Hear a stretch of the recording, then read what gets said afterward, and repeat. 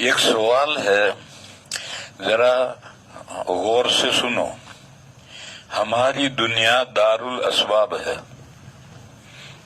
ایک بندے نے پہلے پوچھا تھا کہ سبب مسبب کیا ہے، تو میں نے بتلایا تھا کہ سبب کے معنی کسی چیز تک پہنچنے کا ذریعہ، جیسے پانی تک، کنویں میں جو پانی ہے اس تک پہنچنے کا ذریعہ ڈول رسی ہے، لہذا ڈول رسی سبب ہے۔ فرعون نے حامان سے کہا تھا کہ میرے لیے پکی اینٹوں کا ایک محل بنا تاکہ میں اس پر چڑھ کر کے آسمان کی راہوں تک پہنچ جاؤں۔ آسمان پر چڑھنے کے لیے اس نے راہیں ڈھونڈی تھی، اسباب السماوات۔ تو یہ تو ہے سبب پہنچنے رہا، اور جس چیز تک پہنچتے ہیں وہ ہے مسبب، یہ اسم مفعول ہے۔ اور دوسرا لفظ ہے مسبب، یہ اسم فاعل ہے۔ مسبب اللہ تعالی ہے، یعنی ذریعے کو ذریعہ بنانا یہ اللہ کا کام ہے۔ جیسے روٹی سے پیٹ بھرتا ہے، تو یہ بات روٹی میں یہ خاصیت اللہ نے رکھی ہے۔ آگ کاغذ کو جلاتی ہے، تو آگ میں جلانے کی خاصیت اللہ نے رکھی ہے۔ پانی بجھاتا ہے، تو پانی میں بجھانے کی خاصیت اللہ نے رکھی ہے۔ تو مسبب اللہ ہے، اور مسبب یہ پیٹ شکم سیر ہو جانا، کاغذ کو جلا دینا۔ تو یہ مسبب اور مسبب میں فرق کرنا ضروری ہے، لوگ فرق نہیں کرتے۔ اسی طرح سے معجزہ جیم کے زیر کے ساتھ ہے۔ معجزہ کی اسم فاعل واحد مؤنث ہے، یعنی عاجز کرنے والا، لیکن لوگ جیم کے زبر کے ساتھ معجزہ بولتے ہیں۔ یہ معجزہ غلط ہے۔ جیسے لوگ خلیفہ کو مجاز کہتے ہیں، یہ مجاز غلط ہے۔ مجاز تو حقیقت کا مقابل ہوتا ہے۔ یہ تو اجاز اجازتن سے مجاز اسم مفعول ہے۔ بہرحال یہ جو اسباب ہیں، یہ جو دنیا ہے، اسباب و مسببات کا مجموعہ ہے۔ یہ مسببات، ان اسباب کو اسباب اللہ نے بنایا، تو اللہ مسبب ہیں، اور یہ اسباب سے جو چیز پیدا ہوگی وہ مسبب ہے۔ تو یہ دنیا اسباب و مسببات کا مجموعہ ہے۔ یہاں ہر چیز سبب کے تحت میں وجود میں آتی ہے، یہ تعبیر ٹھیک نہیں۔ یہاں ہر چیز سبب کے تحت میں وجود میں آتی ہے نہیں، بلکہ اس دنیا میں جتنی چیزیں وجود میں آتی ہیں ان کا کوئی نہ کوئی سبب ہوتا ہے۔ یہ اسباب و مسببات زنجیر ہے جس میں جکڑے ہوئے ہیں۔ اس دنیا کی ہر چیز سبب اور مسبب کی زنجیر میں جکڑی ہوئی ہے۔ اسباب کے تحت وجود میں آتی ہے نہیں، اللہ کے حکم سے وجود میں آتی ہے۔ مسبب الاسباب تو اللہ ہے۔ ان اسباب میں یہ جو مسبب کو پیدا ہونا ہے، یہ تاثیر اللہ کی رکھی ہوئی ہے۔ تو کیا معجزات و کرامات بھی اسباب کے تحت کے وجود میں آتے ہیں؟ یعنی یہ جو کرامتیں ہیں اور معجزات ہیں، ان کے بھی اسباب ہیں۔ حضرت شاہ ولی اللہ صاحب علیہ الرحمہ کہتے ہیں کہ ہیں، اسباب ہیں، تمام معجزات کے بھی اسباب ہیں۔ اور پہلے میں نے بتایا تھا کہ حضرت شاہ ولی اللہ صاحب کی ایک عربی میں کتاب ہے تعویل الاحادیث، اور اس کا اردو میں ترجمہ ہوا ہے۔ اس میں حضرت نے انبیاء کے معجزات کے اسباب بیان کیے ہیں کہ فلاں معجزہ اس سبب سے وجود میں آیا ہے۔ پھر کتابوں میں، علم کلام کی کتابوں میں لکھتے ہیں کہ یہ کرامتیں اور یہ معجزات خرق عادت ہیں، یعنی عادت کو پھاڑنا ہے۔ عادت کو پھاڑنا ہے یعنی عام طور پر جو اسباب ہوتے ہیں جن سے مسببات وجود میں آتے ہیں، ایسا نہیں ہے، کوئی دوسرا سبب ہوتا۔ میں مثال دوں ایک، 10 آدمی ہیں، ان 10 آدمیوں کے لیے 2 روٹیوں سے پیٹ بھر جائے، نہیں بھرتا ہے۔ 2 روٹیوں سے ایک آدمی کا پیٹ بھرتا ہے، 10 آدمیوں کا نہیں پیٹ بھرتا ہے۔ لیکن کسی بزرگ کی کرامت سے یا کسی نبی کے معجزے سے 2 روٹیوں سے 10 آدمیوں کے نہیں، 30 آدمیوں کے پیٹ بھر سکتا ہے۔ ایک حدیث ہے، نبی پاک صلی اللہ علیہ وسلم کا فاقہ ہے۔ فجر کے بعد حضور مجلس ہو رہی ہے، تشریف فرما ہے اور بیان کر رہے ہیں، اور جب کئی دن کا فاقہ ہو تو بولنے میں اس کا اثر پڑتا ہے۔ تو حضرت ابو طلحہ نے محسوس کیا کہ حضور کو فاقہ ہے، بھوکے ہیں اور بولنے میں اثر پڑ رہا ہے، تو گھر تشریف لے گئے، اٹھ کر کے مجلس سے گھر گئے اور جا کے بیوی سے ام سلیم سے کہا کہ حضور آج میں نے دیکھا کہ حضور کو فاقہ ہے تو کچھ کھانے کو ہے؟ تو ام سلیم نے کہا کہ رات کی بچی ہوئی 2-3 روٹیاں ہیں۔ تو حضرت ابو طلحہ نے کہا کہ یہ روٹیاں بھیجو حضور کو۔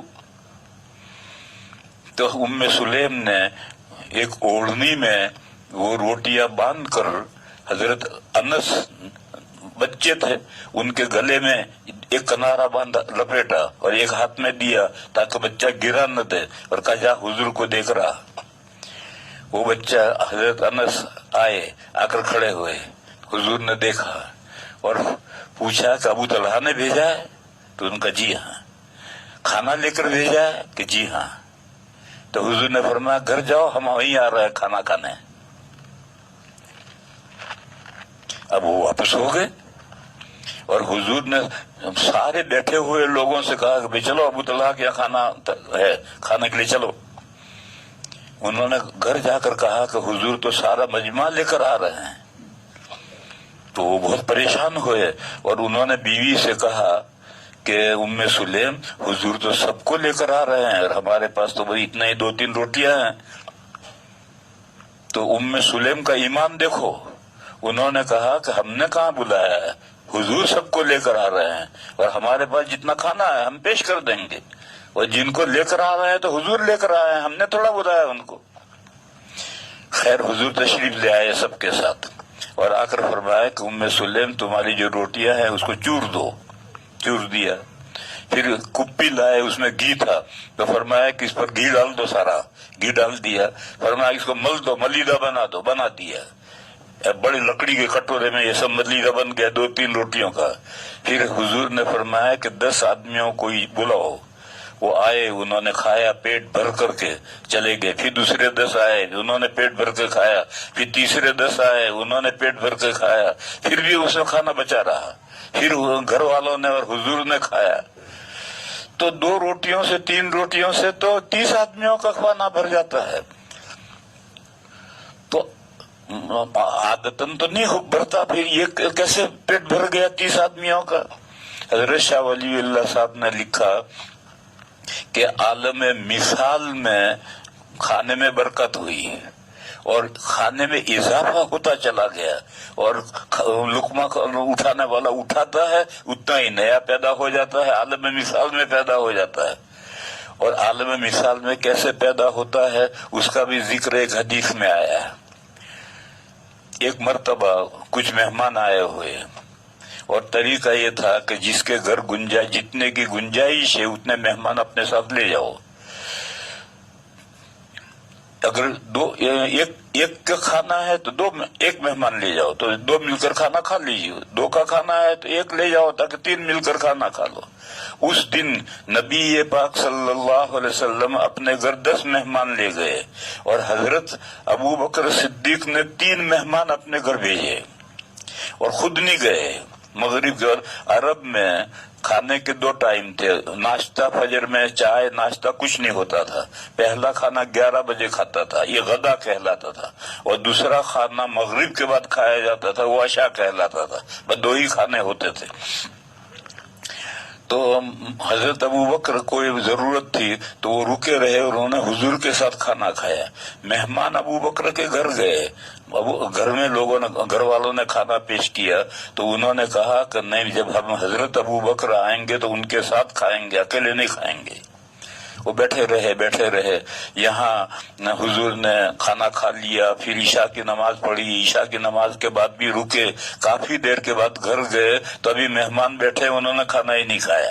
تو حضرت بہت غصے ہو گئے کہ تم نے اب تک کھانا نہیں کھلایا۔ تو گھر والوں نے کہا کہ ہم نے کھانا تو پیش کیا تھا مگر انہوں نے تو کہا کہ حضرت آئیں گے تب ہم کھائیں گے۔ تو حضرت کو غصہ آیا تو حضرت نے غصے میں قسم کھا لی کہ میں کھانا نہیں کھاؤں گا آج۔ تو ان مہمانوں نے بھی قسم کھا لی کہ ہم بھی کھانا نہیں کھائیں گے۔ اب ساروں نے قسم کھا لی۔ تو جب مہمانوں نے قسم کھا لی تو حضرت ابو بکر ڈھیلے پڑے اور اپنی کہا کھانا لاؤ میں کھاتا ہوں۔ देखो कोई कसम खा ले, फिर कसम खाने के बाद में अगर ये समझ में आए कि मैंने नामुनासिब कसम खाई, इस कसम पर मुझे बरकरार नहीं रहना चाहिए, तो कसम तोड़ दो, उसका कफारा दो। तो हजरत अबू बकर ने कसम तोड़ दी, क्योंकि हजरत अबू बकर नहीं खाएंगे थे, मेहमान भी नहीं खाएंगे, और ये नामुनासिब बात है। तो मेहमानों को खिलाने के लिए उन्होंने कसम तोड़ दी, और कसम तोड़ दी, उसका कफारा दे देंगे। बहरहाल कसम तोड़ दी। अब मेहमान ये तालिब इल्म है, मेहमान हैं, अबू बकर हैं, हजरत उनके लड़के अब्दुर्रहमान हैं, और दूसरे घर वाले हैं। अरब में हिजाब पर्दा नाजिल होने से पहले घर के अफराद, औरतें मर्द सब एक साथ खाते थे, मेहमान और घर की औरतें सब मिलकर खाते थे। ये तो जब पर्दा नाजिल हुआ तब औरतें पर्दे में खाने लगी, और महारिम के साथ तो घर की औरतें महारिम एक साथ खाएंगे, भाई बहन वगैरह मिलकर साथ में खाएंगे। तो हजरत की अहलिया उम्मे रूमान भी खाने में है, तो खाना खा रहे हैं, तो जितना खाते हैं खाना बढ़ता है, जितना खाते हैं खाना बढ़ता है। तो हजरत अबू बकर ने कहा कि ऐ बिन्ते फारिस, तू देखती नहीं है कि खाना तो कम होने के बजाय बढ़ता जा रहा है। तो बीवी ने कहा कि पहले से तिगना हो गया है खाना। बहरहाल सब ने वो खा लिया, और खाना तो वैसा का वैसा ही है। तो फिर वो खाना हुजूर के हदिया भेज दिए। तो हुजूर के यहाँ तो सारे मगरिब के बाद खा चुके थे, तो वो खाना वहां रखा रहा। दूसरे दिन कुछ एक वफ्द आया था एक कबीले का, तो उन वफ्दों को ये खिलाया गया। तो अब ये खाना थाल में खाना है, अब सब बैठ करके लुकमे ले लेकर खा रहे हैं, और खाना बढ़ रहा है। ये आलम मिसाल में से मिसाली तौर पर खाना बढ़ता जाता है, ये भी एक सबब है। तो ऐसा पानी जो बढ़ता है, ऐसा भी पानी भी आलम मिसाल में बढ़ता है, खाना बढ़ता है वो भी आलम मिसाल में बढ़ता है। बहरहाल ये एक अंदर बातिनी सबब होता है, गहरा सबब होता है जो नजर नहीं आता। बस खर्क आदत का मतलब ये है कि जो जाहिरी सबब जिससे आमतौर पर चीजें मुसब्बबात वजूद में आते हैं, वो सबब तो नहीं होता है, लेकिन अंदर दूसरा सबब होता है जो हर एक को नजर नहीं आता है। बस शाह वलीउल्लाह साहब अलैहिर्रहमा कहते हैं, और उनका दावा है, बाकी आमतौर पर उलमा नहीं कहते। शाह साहब ये फरमाते हैं कि जितने मौजिज़ात और करामात हैं, ये भी सब असबाब के जरिए से वजूद में आती हैं, और उससे असबाब खफिया होते हैं। वो समझने वाले समझते हैं, कोई दूसरा नहीं समझता। एक मिसाल दूं मैं, हजरत ईसा अलैहिस्सलातु वस्सलाम बगैर बाप के पैदा हुए, सिर्फ माँ के नुतफे से पैदा हो गए। कैसे पैदा हो गए? इसलिए पैदा हो गए कि मर्द के नुतफे में जुर्सू में होते हैं, और औरत के नुतफे में खलीये होते हैं। ये जुर्सू में खलीये में जाते हैं तो बच्चा का हमल ठहरता है। तो अल्लाह ताला की कुदरत है कि वो सिर्फ औरत के नुतफे के अंदर जुर्सू में खलीये दोनों पैदा कर दें। तो अल्लाह की कुदरत के लिए क्या चीज मुश्किल है? अल्लाह ताला तो आदम अलैहिस्सलाम को अल्लाह ने पैदा किया था, वहां कोई नुतफा नहीं था, मिट्टी से पैदा किया और उसमें रूह फूंक दी तो आदम अलैहिस्सलाम जिंदा हो गए। तो कुरान करीम में है कि इन्ना मसला ईसा इंदल्लाह का मसल आदम, ईसा अलैहिस्सलाम का मामला अल्लाह के नजदीक ऐसा है जैसा कि आदम अलैहिस्सलाम का मामला है। तो अल्लाह ताला मर्द और औरत के मोहताज नहीं है कि मर्द के नुस्खे में जुर्सू में हो और औरत के नुस्खे में खलीये हो और वो दोनों रहने मादर में मिले, ऐसा जरूरी नहीं है। एक ही फर्द के औरत के ही मादे के अंदर जुर्सू में खलीये दोनों हो तो ऐसा हो सकता है। ये एक दूसरा सबब खफी पैदा हो गया। बहरहाल इस तरीके से तमाम मौजज़ात और करामात के भी असबाब होते हैं। ये हजरत शाह साहब की राय है। आम और उलमा तो ये कहते हैं कि खर्क आदत होता है, और खर्क आदत का मतलब है कि जाहिरी सबब जो आमतौर पर होता है वो नहीं होता है, बल्कि अंदर कोई दूसरा बातिनी सबब पैदा होता है।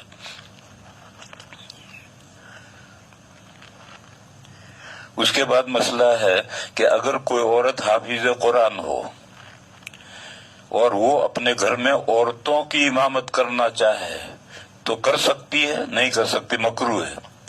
अगर कोई औरत हाफिजा है तो घर में औरतों की इमामत करना चाहे तो औरतों की इमामत عورتوں کا گھر میں کسی ایک گھر کے اندر تراوی میں اکٹھا ہونا یہ بھی مکروہ ہے، اور گھر کی عورتیں ہوں تو کوئی حرج نہیں، لیکن محلے کی ساری عورتیں اکٹھا ہو جائیں تو یہ بھی مکروہ ہے۔ اور عورت اگر امامت کرے تو عورت کی امامت تو مکروہ ہے ہی، مگر یہ کہ وہ حافظہ ہے تو وہ پیچھے ایک سامعہ رکھے، وہ بھی حافظہ ہونی چاہیے، کیونکہ حافظ کو تنہا نہیں پڑھنا چاہیے۔ قرآن کریم میں متشابہات ہیں، کتنا بھی پکا حافظ ہو، اور جو جتنا زیادہ پکا حافظ ہے اس کو زیادہ مشابہ لگے گا، اور جہاں پکا آئے گا وہیں گڑبڑ ہو جائے گی، ذرا ذہن ہٹا کہ کہیں سے کہیں پہنچ جاتا ہے۔ اس لیے پیچھے پکا سامع چاہیے، پکے سامع کے بغیر حافظ کو امامت نہیں کرنی چاہیے۔ لہذا عورت کو بھی اگر حافظہ ہے تو اس کو پارہ سنانا ہے، اور سنانے کے لیے پیچھے ایک حافظہ چاہیے۔ میں مثال دوں، میرے یہاں جب میرے گھر میں سے زندہ تھی تو وہ حافظہ تھی، انہوں نے میرے پاس حفظ کیا تھا، پھر انہوں نے اپنی 2 لڑکیوں کو بھی حفظ کروایا تھا، 2 بہوؤں کو بھی حفظ کروایا تھا۔ تو جب رمضان آتا تھا تو معمول یہ ہوتا تھا کہ مغرب کے بعد میں 2 کھڑی ہوں گی، دونوں حافظہ ہیں، ایک اپنا پورا پارہ سنائے گا، آدھا پارہ نہیں، پورا پارہ سنائے گی، سنے گی اوابین میں، اور پھر یہی دونوں تہجد میں کھڑی ہوں گی، جس نے سنا ہے وہ سنائے گی اور دوسری سنے گی۔ تو اس طرح سے 2 کا نظام بنتا تھا۔ بس یہاں تک کی تو گنجائش ہے، پارہ تو اس کو بہرحال سنانا ہے، اور آدھا پارہ نہیں سنانا، پورا سنانا ہے، اور ہر سال سنانا ہے، اور سننے والی بھی حافظہ ہونی چاہیے، وہ بھی ایک ہونی چاہیے، ایک سے زیادہ نہیں۔ اچھا، ایک سے زیادہ اگر 2 حافظہ ہیں، سامعہ ہیں، کمزور ہیں سننے میں تو کوئی حرج نہیں، لیکن جو غیر حافظ ہیں وہ اپنی تنہا نماز تراویح کی پڑھیں گے، حافظہ کے پیچھے نہیں پڑھیں گے۔ اس کے بعد مسئلہ ہے کہ سیکورٹی ڈپازٹ کا کیا حکم ہے بامبے شہر کے لیے۔ سیکورٹی ڈپازٹ کا حکم ایک ہی ہے، بامبے شہر کے لیے کوئی الگ نہیں ہے۔ سیکورٹی ڈپازٹ کیا ہے؟ ایک تو پہلے پگڑی تھی، پگڑی کو مفتیوں نے کہا یہ جائز نہیں ہے، ایک مکان کرائے پر دیا اور یا دکان کرائے پر دی اور 5-10 لاکھ روپے لے لیے اور اس کو استعمال کرنے لگے اور کرایہ کم کر دیا، تو یہ تو کل قرض جر ربا فہو کل قرض جر نفعا فہو ربا ہو گیا، وہ ناجائز ہے۔ تو پھر اب لوگوں نے اس کی ایک جائز شکل نکالی ہے، وہ یہ ہے کہ دکان کا کرایہ جو ہے وہ سال کا یا 2 سال کا کرایہ ایڈوانس لے لو، کرایہ کم نہیں۔ مثلا مکان کا کرایہ 25,000 ہے تو 1 سال کے یا 2 سال کا کرایہ ایڈوانس لے لو، اور وہ لے کر کے استعمال کرے گا، اب 2 سال تک کرایہ نہیں مانگے گا۔ تو یہ ایڈوانس کرایہ لے لیا دکان کا یا مکان کا، یہ اس کے پگڑی کے جگہ پر جائز شکل آئی ہے۔ اس کے علاوہ ایک دوسری صورت ہے، مکان یا دکان، مکان کرائے پر دیا، اس مکان میں کرایہ دار نقصان کرے کوئی یا کرایہ باقی چھوڑ کر چلا جائے اور کرایہ نہ دے تو سیکیورٹی کے لیے، حفاظت کے لیے ایک رقم لے لی جاتی ہے، 1 لاکھ روپے لے لیے کہ جس دن تم مکان چھوڑو گے اس دن تو مکان میں کوئی نقصان نہیں کیا تم نے تو یہ تمہارے 1 لاکھ روپے تمہیں واپس ہو جائیں گے، اور اگر کوئی نقصان کیا ہے یا بل باقی ہے بجلی کا یا مکان کا کرایہ باقی ہے تو وہ کاٹ کر کے باقی رقم واپس ہوگی۔ سیکیورٹی کا یہ مطلب ہے۔ یہ جو سیکیورٹی کی رقم ہوتی ہے اس کے لیے کتابوں میں یہ لکھا ہے کہ اس رقم کا بے عین ہی محفوظ رہنا ضروری ہے، اسے استعمال نہیں کر سکتے۔ لیکن میں یہ نہیں کہتا بے عین ہی اس کو محفوظ رہنا، یہ میں نہیں کہتا، یہ مسئلہ پرانے زمانے کا تھا جبکہ دراہم چاندی کے سکے ہوتے تھے اور چاندی کے سکے مختلف ہوتے تھے، کم چاندی اور کم چاندی والے، زیادہ چاندی والے، اس کو کھوٹ ملے ہوئے ہوتے تھے۔ اس وقت ایک آدمی نے 1000 درہم دیے اور وہ درہم استعمال کر لیے، اب وہ درہم کیسے تھے؟ اچھے تھے، اعلیٰ درجے تھے، کھوٹ والے تھے۔ اس زمانے میں یہ تھا کہ وہی درہم امانت کے بے عین ہی محفوظ رکھو، لیکن آج تو نوٹیں ہیں کاغذ کی، لاشیں ہیں، کچھ بھی نہیں ہے، لہذا اس کو محفوظ رکھنے کی ضرورت نہیں ہے. ساری نوٹیں برابر ہیں، ان میں کوئی تفاوت نہیں ہے.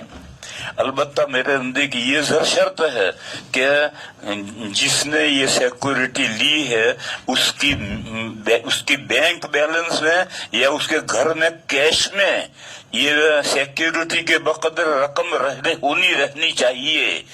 اگر اس نے بھی اتنی خرچ کر لی تو پھر یہ جائز نہیں، کیونکہ اینی ٹائم وہ مکان چھوڑ سکتا ہے، تو اس وقت آپ کو کہاں سے لا کے دو گے؟ اس لیے بینک میں اگر آپ کے پاس بیلنس ہے یا گھر میں سے کیش میں آپ کے پاس رقم ہے، جتنی آپ نے سیکیورٹی میں 1,00,000 روپے لیے ہیں وہ 1,00,000 روپے آپ کے بینک میں ہیں یا گھر میں ہیں، تو پھر کوئی حرج نہیں. پھر اس کا بیائی نہیں، ان نوٹوں کا محفوظ رہنا ضروری نہیں ہے، نوٹوں میں تبدیلی ہو جائے تو کوئی حرج نہیں. جیسے قرض میں تبدیلی ہوتی ہے اور اس میں کوئی حرج نہیں ہے، تو وہ قرض والا مسئلہ اب آئے گا. لیکن اس کے بیلنس میں یا کیش میں سیکیورٹی کے بقدر رقم ہمیشہ رہنی چاہیے. اس کو بھی خرچ کر لے تو یہ اس امانت کو استعمال کرنا کہلائے گا، اور امانت کا استعمال کرنا جائز نہیں ہے. یہ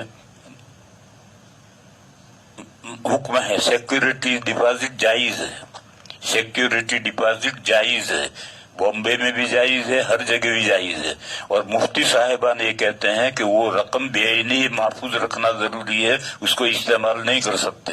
اس کو میں یہ کہتا ہوں کہ نہیں، وہ رقم بے عینی محفوظ رکھنا ضروری نہیں ہے، اس کے بینک بیلنس میں یا گھر میں کیش میں اتنی رقم اس کی ملکیت میں رہنی چاہیے. اس کے بعد میں پھر ایک عجیب سوال ہے، عدت میں 3 حیض ہی کیوں گزارنا ہوتا ہے؟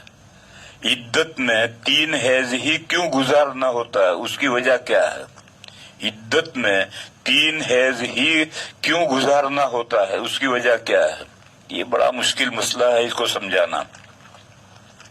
سب سے پہلے تو یہ سمجھ لو کہ عدت میں 3 حیض کون کہتا ہے 3 حیض؟ یہ تو امام اعظم اور امام احمد رحمہم اللہ کے نزدیک 3 حیض ہیں، اور امام مالک اور امام شافعی رحمت اللہ علیہ کے نزدیک تو 3 طہر ہیں. 3 حیض کہاں ہیں؟ ان کے اندر 3 طہر ہیں. ارے تو ان 2 اماموں کے یہاں 3 حیض ہیں، 2 اماموں کے 3 حیض ہیں، 3 طہر ہیں. اصل در ہے کہ اس سلسلے میں جو قرآن پاک میں آیت ہے وَالْمُطَلَّقَاتُ يَتَرَبَّصْنَ بِأَنفُسِهِنَّ 3 قُرُوء، تو قروء سے کیا مراد ہے؟ 3 قروء تک مطلقہ عورتیں اپنے آپ کو انتظار میں رکھیں، یہ تربص نہ انتظار کرتی رہیں 3 قروء تک. تو 3 قروء کیا ہیں؟ 2 امام کہتے ہیں، امام ابو حنیفہ اور امام احمد رحمہم اللہ کہتے ہیں کہ 3 قروء 3 حیض ہیں، اور 2 امام کہتے ہیں کہ نہیں، 3 قروء 3 پاکیاں ہیں، 3 طہر ہیں. تو اب کائی کی تو میں وجہ بتاؤں، میں 3 حیض کی وجہ بتاؤں، 3 طہر کی بتاؤں، پھر دوسری ایک بات پوری ہو گئی. یعنی یہ محمل سوال ہے، اس لیے میں کہہ رہا ہوں کہ بھئی تو مسئلہ اختلاف ہی ہے. عدت میں یہ تو 3 حیض کہہ رہے ہیں، یہ 3 طہر کہہ رہے ہیں، تو میں کون سی کی وجہ تجھے بتاؤں گا، سمجھاؤں گا. چلو اسے رہنے دو، آگے بڑھو. چلو یہ اس نے کہا کہ عدت میں 3 حیض ہی کیوں؟ عدت میں 3 حیض ہی کہاں ہے؟ وفات کی عدت تو 4 مہینے 10 دن ہے، وہ بھی تو عدت ہے. وفات کی عدت تو 4 مہینے 10 دن ہے، وہ بھی تو عدت ہے. اور اگر حاملہ ہے، چاہے وہ شوہر کا انتقال ہوا ہے یا شوہر نے طلاق دی ہے اور عورت حاملہ ہے، تو اس کی عدت وضع حمل ہے. تو اب تو عدت کے تو مختلف احکام ہیں، اور تو کہہ رہا ہے کہ 3 حیض ہی کیوں ہیں؟ 3 حیض ہی کہاں ہیں؟ 4 مہینے 10 دن وفات کی عدت ہے، حاملہ کی عدت وضع حمل ہے، مطلقہ کی عدت میں طہر یا حیض میں اختلاف ہے. چلو چھوڑو اسے، آگے بڑھو. حضرت شاہ ولی اللہ صاحب علیہ الرحمہ نے حجت اللہ البالغہ کے مقدمے میں ایک بات لکھی ہے دیکھو حجت اللہ البالغہ جو ہے وہ تمام احکام شرعیہ کے اسرار و رموز بیان کیے، حکمتیں بیان کی ہیں کہ اس حکم کی کیا حکمت ہے، اس حکم کی کیا حکم ہے۔ اس کتاب میں جس میں پورے شریعت کی حکمتیں بیان کی ہے، اس کے مقدمے میں حضرت شاہ ولی اللہ صاحب علیہ الرحمٰن نے یہ لکھا ہے کہ احکام شرعیہ پر عمل کرنا حکمت جاننے پر موقوف نہیں ہے۔ احکام شرعیہ پر عمل کرنا حکمت جاننے پر موقوف نہیں ہے۔ پھر فرمایا کہ احکام شرعیہ کی تو سب سے بڑی حکمت یہ ہے کہ وہ اللہ رسول کا حکم ہے، بس اللہ رسول کا حکم ہے، اب آگے کیا حکمت جاننی۔ یہاں تک تو بات حضرت شاہ ولی اللہ صاحب نے فرمائی، پھر میں نے اس میں بڑھائی کہ اس کی وجہ یہ ہے کہ جو اللہ رسول کے جو احکام ہیں، یعنی منصوص احکام ہیں قرآن میں اور حدیث میں جو احکام ہیں، ان کی رموز اور اسرار اور حکمتیں ہر مولوی نہیں سمجھ سکتا، اور جب نہیں سمجھ سکتا تو کیسے بتائے گا؟ اور اگر مولوی سمجھ لے تو ہر عامی نہیں سمجھ سکتا، تو وہ اگر سمجھائے گا تو عامی کیسے سمجھے گا؟ بس اگر احکام شرعیہ پر عمل کرنا احکام کی حکمت جاننے پر موقوف ہوگا تو کبڑا ہو جائے گا۔ ہر مولوی ہر حکم کی حکمت سمجھ نہیں سکتا، اور سمجھ لے تو سمجھائے گا تو ہر عامی مخاطب سمجھ نہیں سکتا، تو پھر کیسے کام چلے گا؟ میں نے پہلے بھی ایک حدیث بیان کی تھی، حضرت ابو ہریرہ سے طالب علموں نے پوچھا کہ 3 نمازیں جہری کیوں ہیں اور 2 نمازیں خاموش کیوں ہیں؟ تو انہوں نے جواب دیا کہ جو نمازیں حضور نے ہمیں جہرن پڑھائی ہم جہرن پڑھاتے ہیں، جو سرن پڑھائی ہم سرن پڑھاتے ہیں۔ کیوں کا جواب نہیں دیا، وائے کا جواب نہیں دیا۔ یہاں سوال ہے کہ کیا حضرت ابو ہریرہ وجہ جانتے تھے نہیں جانتے تھے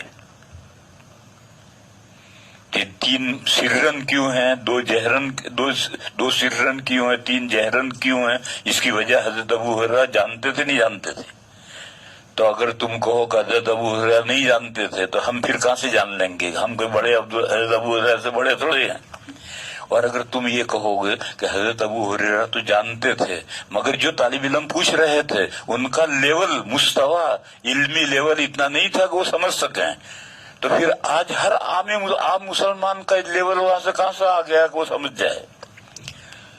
یہ میں نے بڑھایا ہے سب۔ شاہ صاحب نے تو اتنا لکھا ہے کہ احکام شرعیہ پر عمل کرنا اسرار و حکم اور رموز جاننے پر موقوف نہیں ہے۔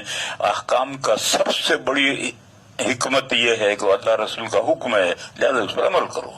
وہی حکمت اور معلوم ہوگا، وائے کا جواب ملے گا تب ہم عمل کریں گے، یہ غلط ہے، اسے غلط ہے۔ لہذا اس عدت کے بارے میں جو سوال کر رہا ہے اس کے پیچھے پڑنے کا کوئی مطلب نہیں ہے، کیونکہ یہ تو منسوخ مسئلہ ہے، اور پھر منسوخ مسئلے میں بھی اختلاف ہو گیا ہے۔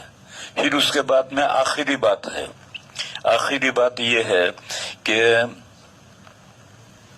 دیکھو ہر چیز کے ایک تھوڑا سا حصہ تو ہم جانتے ہیں، آخری حصہ ہم نہیں جانتے۔ ایسا ہوتا ہے جیسا ہم کہ اللہ کی صفات ہیں، اللہ کی جو صفات ہیں وہ سب بندوں کی صفات کے ذریعے سے بیان کی گئی ہیں، بس ہم ان کو ایک حد تک سمجھ سکتے ہیں، آخر تک نہیں سمجھ سکتے۔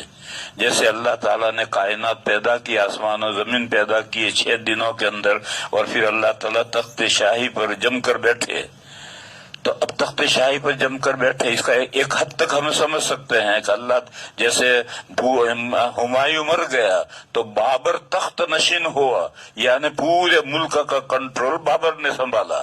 اللہ نے کائنات پیدا کر کے تخت شاہی پر بیٹھے، یعنی پوری کائنات کا کنٹرول سنبھالا۔ یدبر الامر، پوری معاملات کا انتظام اللہ کر رہے ہیں۔ ما لکم من دونہ من شفیع، اللہ کے یہاں کوئی سفارش نہیں ہے اجازت کے بغیر۔ لیکن اب ایک اللہ کے بیٹھنے کی کیفیت کیا ہے کہ اللہ عرش پر کیسے بیٹھے اس کو نہیں سمجھ سکتا کوئی۔ تو ایک حد تک سمجھ سکتے ہیں، اس سے آگے نہیں سمجھ سکتے. اور آگے مثال لو، دیکھو پہلی صورت میں حروف مقطعات آئے ہیں، الف لام میم. ہم سب جانتے ہیں کہ حروف ہجا ہیں، الفابیٹ ہیں، عربی کے الفابیٹ ہیں، اور سارے کلمات انہی الفابیٹ سے بنتے ہیں.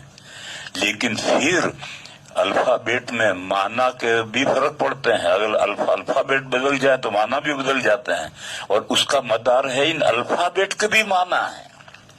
اس لیے یہ الفابیٹ بدلیں گے. مثلا نفذ، نفخ، نفسا، تو نون اور فا تو تینوں میں رہے اور تیسرا لفظ بدلتا رہا، لہذا معنی بدل گئے. تو یہ معنی کیسے بدل گئے؟ ان الفابیٹ کے بھی معنی ہے. تو اب یہ نہیں جانتے، ہم اتنا تو جانتے ہیں کہ انہی حروف ہجا سے الف با تا جو قائد بغدادی میں پڑھاتے ہیں اسی سے تمام کلمات بنتے ہیں. لیکن الفابیٹ بدلنے سے، یہ حروف ہجا بدلنے سے، الف لام میم الگ ہے، الف لام را الگ ہے، الف لام میم صاد الگ ہے. یہ الفابیٹ بدل گئے تو الگ ہیں. اب وہ ان الفابیٹ کے بدلنے سے کیا معنی بدلے، وہ ہم نہیں، وہاں تک نہیں پہنچتے، وہاں تک ہم نہیں پہنچ سکتے. تو بہت سی چیزیں ہیں کہ جن کو ایک حد تک ہم جانتے ہیں، اس سے آگے نہیں ہم جانتے.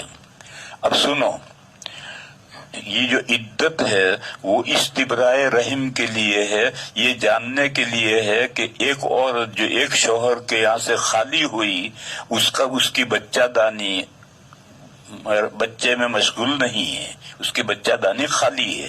تو اب وہ دوسرا نکاح کر کے جائے گا، وہاں بچہ ہوگا تو دوسرے شوہر کا بچہ ہے. تو استبراء رحم، بچہ دانی پاک ہے، یہ جاننے کے لیے ہے. یہاں تک تو ہم جانتے ہیں. دلیل اسی آیت میں ہے، والمطلقات یتربصن بانفسہن ثلاثۃ قروء ولا يحل لهن ان يكتمن ما خلق الله في ارحامهن. اس آیت میں اشارہ ہے کہ یہ بچے استبراء رحم کے لیے یہ عدت ہے. لیکن اب یہ کہ بچہ حاملہ تھی، بچہ پیدا ہو گیا تو استبراء رحم ہو گیا، یہ تو بات سمجھ میں آتی ہے. لیکن وفات میں 4 مہینے 10 دن اور یہاں 3 طہر یا 3 حیض، یہ کیوں؟ یہ ہم نہیں سمجھ سکتے ہیں. یہ جو اس نے شریعت مقرر کی ہے، یعنی اللہ پاک جل شانہ امن والو، انہوں نے استبراء رحم کے لیے موت پر 4 مہینے 10 دن عدت مقرر کی ہے، اور یہاں 3 قروء مقرر کیے ہیں. پھر فقہا میں اختلاف ہو گیا، کوئی کہتا 3 حیض، کوئی کہتا ہے 3 طہر. تو اب آخر تک کی ساری وجہ تو ہم نہیں بتا سکتے، وہ تو اللہ ہی جانتے ہیں. باقی ابتدائی طور پر ہم جانتے ہیں کہ یہ عدت، چاہے وہ مہینوں سے عدت ہو، چاہے حیض سے عدت ہو، چاہے طہر سے عدت ہو، یہ استبراء رحم کے لیے ہے کہ بچہ دانی بچے سے خالی ہے، یہ جاننے کے لیے عدت ہے. بس اتنا ہی ہم جانتے ہیں، سمجھتے ہیں. وآخر دعوانا ان الحمدللہ رب العالمین.